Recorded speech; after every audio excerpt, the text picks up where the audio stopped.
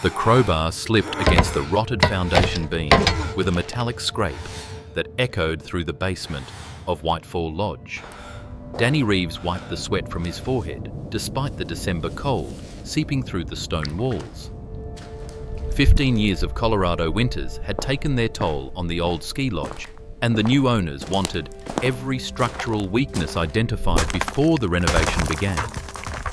In the winter of 1968, the quiet mountain resort town of Whitefall had been unsettled by the disappearance of twin sisters Alice and Rose Fletcher.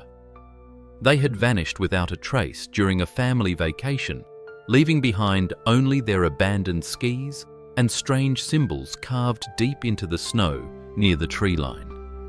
But 15 years later, when Danny Reeves stumbles upon a hidden entrance beneath the lodge's foundation, he uncovers a truth so unthinkable it would unravel the very fabric of his understanding and lead to the most horrifying revelation imaginable. The beam gave way with a sharp crack, and Danny caught himself as a section of the foundation wall crumbled inward. Cold air rushed out from the gap, carrying with it the stench of something long dead and forgotten. He played his flashlight beam through the opening, revealing not solid earth behind the wall, but empty space. A tunnel. Danny's breath formed small clouds in the frigid air as he widened the hole enough to squeeze through. The tunnel stretched into darkness, its walls carved from the natural rock beneath the lodge. His work boots crunched on something that scattered across the stone floor. Fragments of bone. Small ones. The flashlight beam swept the walls, revealing symbols etched deep into the rock. The same angular marks that had appeared in newspaper photographs from 1968, photographed in the snow where two 8-year-old girls had last been seen. Melted candle wax had hardened into pale pools on stone shelves carved into the walls, and there, hanging from iron hooks driven into the rock like grotesque ornaments, were two small pairs of mittens, pink ones with white snowflakes. Danny's hand trembled as he reached for his radio. The batteries in his flashlight flickered, casting dancing shadows across the ritual chamber that had waited 15 years to give up its secrets. The radio crackled to life in Danny's trembling hand, but his mind had already pulled him backward through the years. 15 winters ago, Whitefall Lodge had been alive with the sounds of laughter and crackling fires, not the tomb-like silence that pressed against him now in this underground chamber. December 1968. 8-year-old Alice Fletcher pressed her nose against the frost-covered window of her parents' sedan as it wound up the mountain road toward the lodge. Her twin sister Rose bounced in the seat beside her, both girls giddy with excitement about their first real ski vacation.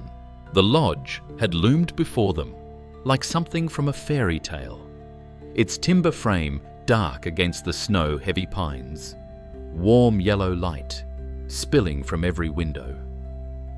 "Welcome to Whitefall Lodge," Mrs. Holloway had said, as the family stepped into the main hall, stamping snow from their boots.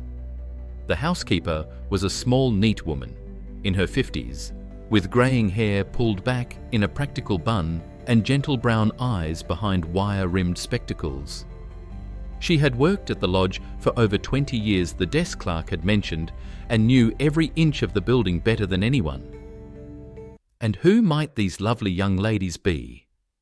Mrs. Holloway had asked, crouching down to the twins' eye level with a warm smile that reached her eyes. "I'm Alice," said the bolder of the two, extending her mittened hand with serious formality. "And this is Rose. She's shy." "Not shy," Rose protested, her cheeks pink from the cold. "Just thinking, Mrs. Holloway had laughed, a genuine sound that put both parents immediately at ease. "Well, Alice and Rose, I do believe you're going to love it here. I've been taking care of children at this lodge for more years than I can count, and I know all the best spots for sledding, the safest places for little girls to play." She had helped carry their suitcases to the family's adjoining rooms on the second floor, chatting easily with the girls about their excitement for skiing lessons the next morning. Her hands were gentle as she hung their coats in the wardrobe, taking special care with their matching pink mittens. 3 days later, the warmth of that first evening felt like a distant memory. The blizzard had begun before dawn, transforming Whitefall Lodge from a cozy retreat into an isolated fortress of timber and stone. Wind howled through the pine trees with a voice that seemed almost human, and snow fell so thick that the world beyond the windows disappeared into white nothingness. Alice and Rose had been restless all morning, confined indoors while the storm raged. Their parents dozed by the main fireplace, exhausted from the previous day's skiing. Mrs. Holloway had been bustling about, with her usual efficiency, checking on guests, ensuring the fires stayed lit, and maintaining her detailed logbook of lodge activities with meticulous handwriting. The storm should pass by evening, she had told the girls when they complained about missing their ski lesson. But there are interesting things to see, even in weather like this, if you know where to look. The twins were discovered missing during the 3 o'clock bed check their mother performed religiously.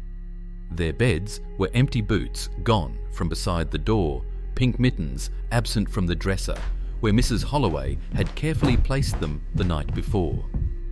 The search began immediately, every guest and staff member combing the lodge from basement to attic. It was Kevin Torres, the ski instructor, who found the trail. 2 sets of small boot prints led from the lodge's back service entrance toward the tree line already half filled with fresh snow.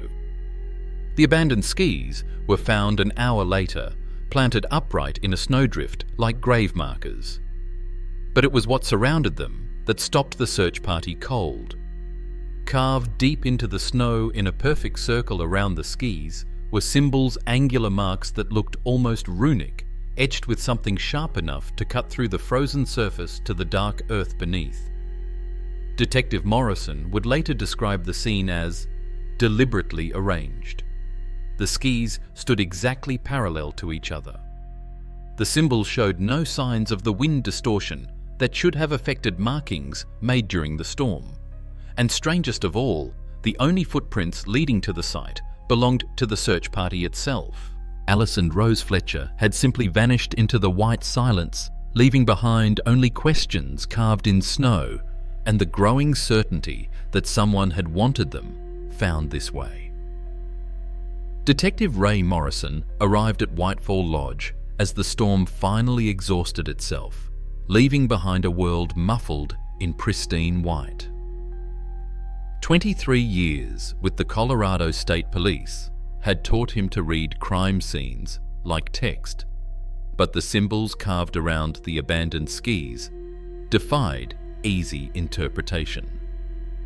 3 suspects had emerged from his initial interviews, each carrying secrets that seemed to pulse beneath the lodge's veneer of winter tranquility. Harold Fletcher, the girl's uncle, sat hunched in the lodge's library, his hands shaking as he lit his 4th cigarette of the hour. Morrison had seen desperate men before, but Harold's desperation had a particular sharp edge to it.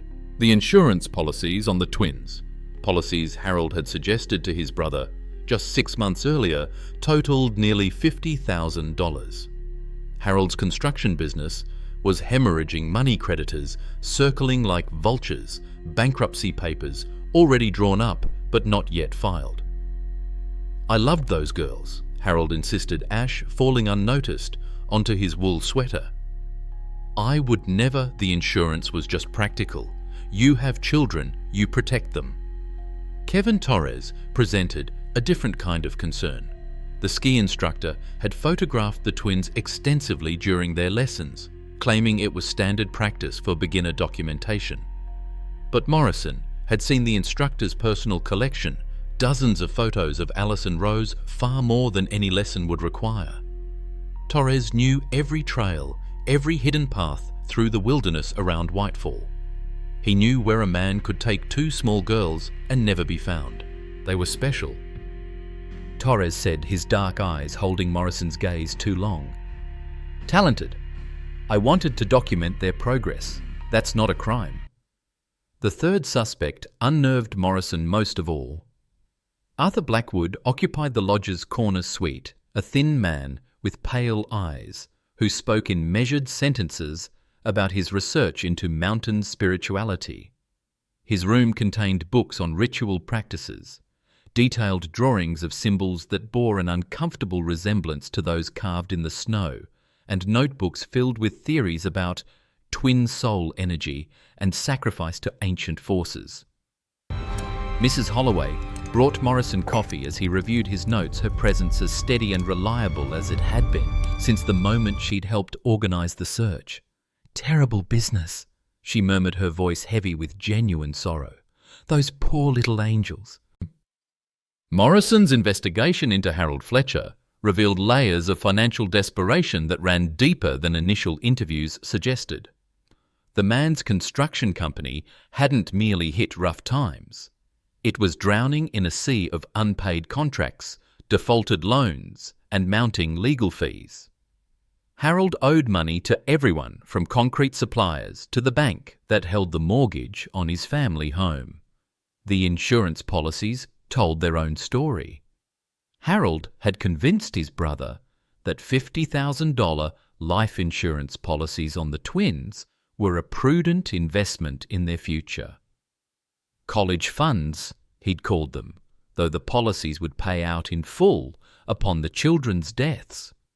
Harold stood to inherit everything if his brother and sister-in-law died without the girls, a fact that made Morrison's jaw tighten as he read the legal documents. "He's been acting strange for months," Harold's wife told Morrison over the phone, her voice brittle with exhaustion. "Staying up all night, going through papers, making phone calls. He kept saying he had a plan to fix everything that we just needed to get through Christmas." The timing was damning. Harold had arrived at the lodge 2 days before his brother's family, claiming he wanted to scout the slopes for the girls' ski lessons. He'd been seen near the service entrance multiple times, always with a plausible excuse, checking the parking situation, looking for a quiet place to make business calls, stepping outside for cigarettes. Mrs. Holloway confirmed Harold's restless behaviour during her evening rounds.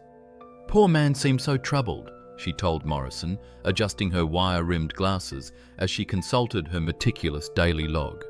"I saw him near the back of the lodge several times. I thought perhaps he was just trying to work through his worries in private." But it was the discovery in Harold's room that sealed the detective's suspicions. Hidden in his suitcase, wrapped in a lodge towel, Morrison found a hunting knife with traces of what appeared to be wax embedded in the blade's serrations. Harold claimed he always travelled with the knife for protection, but couldn't explain the wax residue. As Morrison examined the blade under the lodge's lamplight, Harold's hands shook so violently he could barely hold his cigarette. Outside, the wind had picked up again, and somewhere in the lodge's depths, a door creaked on its hinges with a sound like distant weeping. The photographs spread across Morrison's makeshift desk in the lodge's administrative office told a story that made his skin crawl. Kevin Torres had taken over 60 pictures of Alice and Rose Fletcher during their 3 brief ski lessons, far more than any instructor would need for documentation purposes. But it wasn't just the quantity that disturbed Morrison. It was the obsessive focus on the girls' faces, their expressions of trust and delight as they learned to navigate the slopes. Torres had captured Alice's laugh as she tumbled into a snowbank, Rose's concentration as she practiced her turns, dozens of candid moments that spoke to hours of careful observation. In several photos, the instructor's own shadow fell across the snow beside the girls, a dark presence that seemed to loom over their innocent joy. "I have a gift for working with children," Torres explained when Morrison confronted him with the evidence. "Alice and Rose were naturals. I wanted to document their progress for their parents." His hands moved restlessly as he spoke, fingers drumming against his thighs in a nervous rhythm. But Morrison had done his homework on Kevin Torres. The man had been dismissed from 2 previous ski resorts, once for inappropriate boundary issues with young guests, and once for taking children off designated trails without parental permission. He'd been at Whitefall Lodge for 18 months, long enough to learn every hidden path and remote cabin in the surrounding wilderness. Mrs. Holloway brought Torres a cup of coffee during the interview, her expression carefully neutral. "Kevin's always been wonderful with the children," she said quietly. "Very patient, very dedicated." She paused at the door, consulting the small notebook she always carried. "Though I did notice he seemed particularly taken with the Fletcher girls. He asked me several times about their schedule, when they'd be available for lessons." Torres shifted uncomfortably in his chair. "They were talented students. I wanted to maximize their learning opportunities."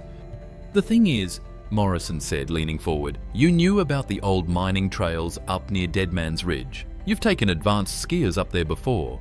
If someone wanted to disappear 2 small girls, those trails would be perfect. Remote, dangerous, easy to get lost in." The colour drained from Torres's face. Outside, the lodge settled with small creaks and sighs, old timber adjusting to the changing temperature as evening approached. Arthur Blackwood's corner suite reeked of incense and old paper when Morrison entered with the lodge's master key. The man himself sat cross-legged on the floor, surrounded by leather-bound volumes whose titles made Morrison's stomach tighten. Rituals of the Mountain Spirits, The Power of Innocent Blood, Twin Souls and Sacred Sacrifice. "Detective Morrison," Blackwood said, without looking up from the open tome in his lap, "I've been expecting you." The room revealed obsessions that went far beyond academic interest in folklore. Detailed drawings covered every surface, symbols identical to those carved around the abandoned skis, along with more complex diagrams showing ritual circles, phases of the moon, and what appeared to be architectural sketches of underground chambers. Blackwood's notebooks contained years of research into mountain energies and the spiritual significance of twin births. "The symbols in the snow," Morrison said, indicating the drawings. "You recognize them. Ancient protective marks." Blackwood replied, his pale eyes finally meeting Morrison's. "Pre-Columbian shamanic traditions speak of places where the Earth's energy runs strong. This mountain, this lodge, it sits on such a convergence." Morrison flipped through one of the notebooks, finding pages of calculations about lunar phases and seasonal alignments. December 21st, the winter solstice was circled in red ink with notes about maximum spiritual potency and the ideal time for twin soul ceremonies. "The Fletcher girls disappeared 3 days before the solstice," Morrison observed. "A practice run perhaps," Blackwood said with disturbing calmness. "Or perhaps someone interrupted the ritual before completion.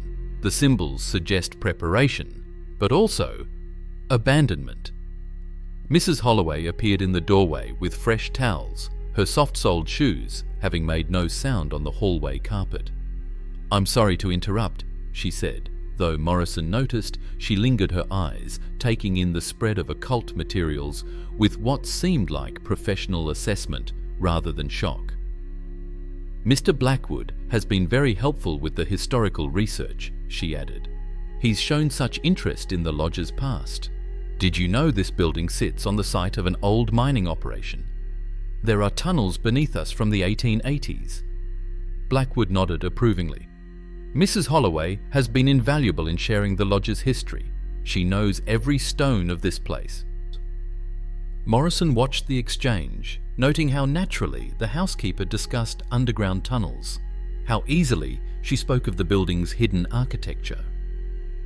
Back in 1983, Danny Reeves forced himself deeper into the tunnel system beneath Whitefall Lodge, his flashlight beam revealing a horror that had been growing in the darkness for decades. The chamber where he'd found the Fletcher twins' mittens was only the beginning. A narrow passage led further into the mountain, opening into a larger underground room that had been meticulously carved and maintained. The walls showed tool marks, not the rough hacking of desperate excavation, but the careful, methodical work of someone with unlimited time and access. Whoever had created this space knew the lodge's infrastructure intimately. The tunnel system connected to the building's old heating ducts, explaining how someone could move undetected between the basement and these underground chambers. Danny's light swept across stone shelves carved into the walls, revealing a collection that made his hand shake. Small shoes arranged in neat rows, children's clothing folded with obsessive precision, hair ribbons tied to iron hooks, and scattered among these trophies newspaper clippings dating back 20 years missing children from mountain towns across Colorado, each article carefully preserved in plastic sleeves. The ritual markings covered every surface, but they weren't random symbols carved in desperate frenzy. These were the patient work of someone who had perfected their craft over time. Candle wax had built up in thick layers on the stone altar at the chamber's center, evidence of dozens of ceremonies performed over years. A guest registry lay open on a natural stone ledge, its pages warped with moisture and age. Danny's flashlight revealed entries in different hands. Children's names, dates, detailed notes about their spiritual preparation. The handwriting was small, precise, feminine, professional. The final chamber Danny discovered contained the tools of systematic predation. Rope chloroform, small doses of sedatives in labelled vials, a collection of lodge keys on a ring, including several that looked like they'd been cut recently. And most chilling of all, a detailed map of the lodge showing every room, every service entrance, every hiding place where a trusted employee could conceal their activities. Danny's radio crackled as he called for backup, but the signal was weak this deep underground. The lodge above him contained secrets that went far beyond the Fletcher twins. Someone had been using this mountain sanctuary to hunt children for decades, and they were still there, still working, still waiting. Detective Morrison's hands trembled as he held the damaged guest registry Danny had retrieved from the underground chamber. The water-stained pages told a story of systematic deception that stretched back to 1963, 5 years before the Fletcher twins disappeared. Entries had been carefully erased and rewritten, names, removed dates, altered with the precision of someone who understood record-keeping intimately. The handwriting variations were subtle but unmistakable once Morrison knew what to look for. The guest signatures appeared normal at first glance, but several entries showed the telltale signs of careful forgery, slightly different pressure, hesitant pen strokes, letters that didn't quite match the natural flow of a person's authentic signature. Most damning were the entries that had been completely removed. Chemical analysis would later reveal that entire pages had been carefully excised with a razor blade, then replacement pages inserted with forged entries. The missing dates corresponded precisely to periods when children had vanished from mountain resorts across Colorado. Morrison compared the registry's handwriting to the meticulous daily logs Mrs. Holloway kept for lodge operations. The feminine script was nearly identical, the same careful formation of letters, the same precise dotting of I's, the same methodical spacing between words. But there were variations that spoke to deliberate disguise. When writing official lodge business, Mrs. Holloway's handwriting was perfectly consistent. When forging guest signatures, she made small alterations to mask her identity. 27 years, Morrison whispered to himself as he counted backward from the registry's first suspicious entry. Mrs. Holloway had been at Whitefall Lodge for 27 years, arriving as a young woman of 28.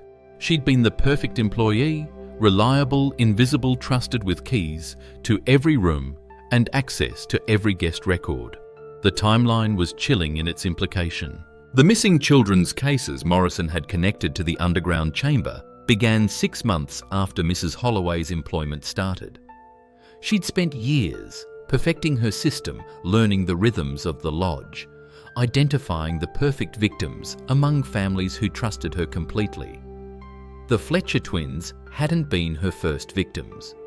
They had been the latest in a series that spanned decades, each disappearance carefully planned and meticulously covered up by someone who controlled the very records that would document the crimes. Mrs. Holloway had been hiding in plain sight, her gentle demeanour and trusted position making her invisible to suspicion. Mrs. Holloway's private quarters occupied a small suite on the lodge's ground floor behind the main desk, where she'd spent decades managing guest relations with quiet efficiency. Morrison had walked past her door countless times during the investigation, never imagining what lay beyond the modest wooden barrier marked staff only. The master key turned easily in the lock, and Morrison stepped into a room that redefined his understanding of predatory patience. The walls were lined with built-in shelves, each one displaying children's belongings arranged with museum-like precision. Tiny shoes polished to a mirror shine. Stuffed animals positioned at perfect angles. Hair barrettes organized by color and size. A handwritten catalogue lay open on Mrs. Holloway's desk, each item documented with the methodical care of a professional archivist. Jennifer K., age 6, rabbit's foot keychain acquired March 1971. Timothy R., age 8, wooden toy truck, acquired November 1973. The entries continued for pages, each one representing a child who had trusted the gentle housekeeper completely. The centerpiece of the collection was a glass display case containing what Mrs. Holloway had labelled her special pairs. Twin jewellery sets matching hair ribbons, identical mittens from siblings who had disappeared together over the years.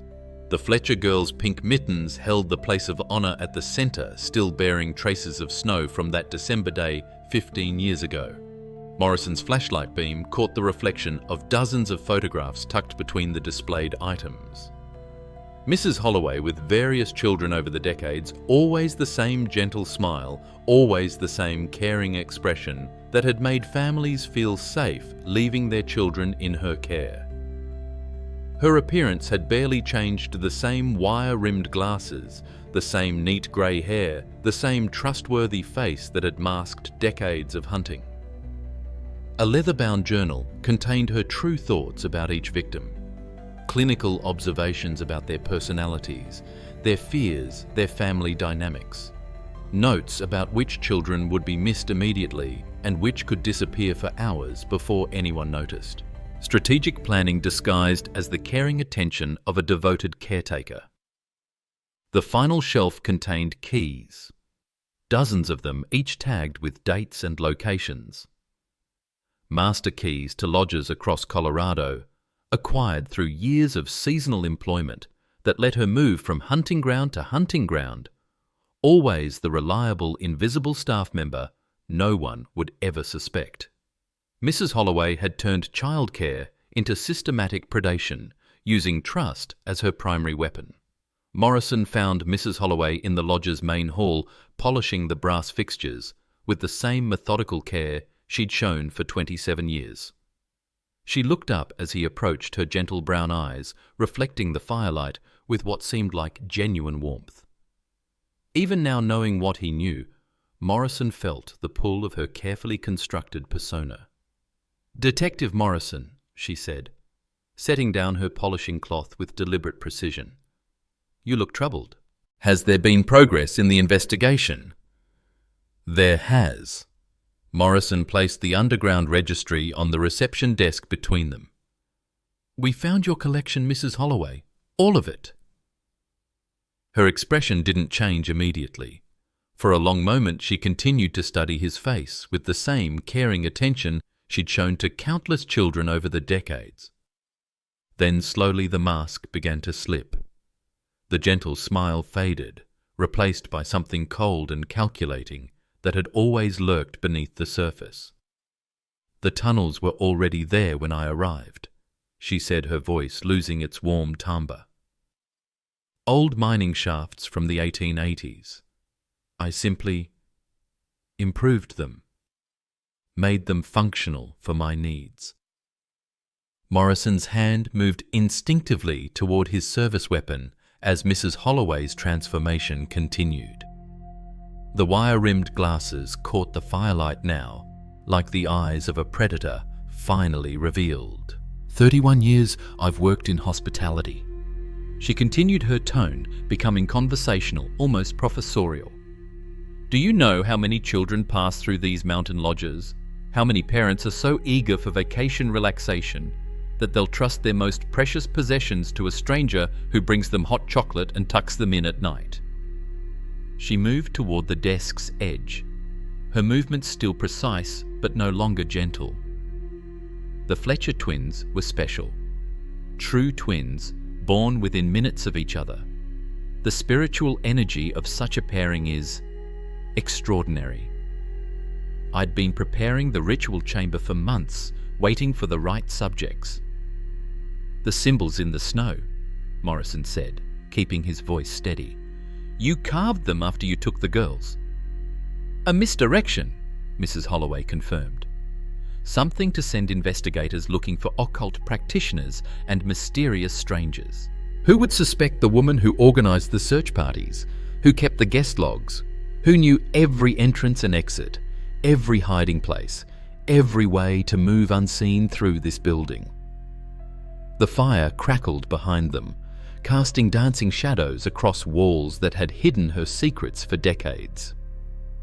Mrs. Holloway's confession unraveled 31 years of systematic predation that had claimed 17 children across Colorado's mountain resort communities. She detailed each crime with the same meticulous care she'd shown in maintaining the lodge's guest records, her voice never wavering as she described how she'd used her trusted position to identify, isolate, and ultimately murder children whose disappearances could be attributed to accidents or runaways. The Fletcher twins, she revealed, had been kept alive for 3 days in the underground chamber, subjected to ritual preparations that served only to feed her psychological needs before their final moments. Their bodies, like those of the other victims, had been disposed of in abandoned mine shafts deeper in the mountain places where they would never be found. Detective Morrison read her rights as state police surrounded the lodge. Mrs. Holloway offered no resistance, seeming almost relieved that her decades of performance were finally over. The gentle housekeeper, who had comforted grieving families while hiding their children's remains beneath their feet, was led away in handcuffs, her wire-rimmed glasses reflecting the lodge's lights one last time. The investigation that followed would eventually connect Mrs. Holloway to missing children cases spanning 5 states. She had moved methodically through seasonal employment at mountain resorts, always the reliable staff member, always the trusted caretaker who knew which children would make perfect victims. Danny Reeves stood in the lodge's parking lot 6 months later as the demolition crews prepared to tear down the building. The new owners had decided that Whitefall Lodge could never operate again, its reputation forever tainted by the horrors hidden in its foundation. As they loaded their equipment, Danny looked at the tunnel entrance one last time. The real journey was just beginning for the families who would finally have answers for the communities that would have to reconcile how evil had hidden in plain sight for so long. In the end, that was the lesson: evil might hide behind familiar faces, but the determination to seek truth endures. As they moved toward the parking lot exit, Danny squeezed his wife's hand. "How do you trust anyone after something like this?" "Carefully," she replied, "but you still have to trust."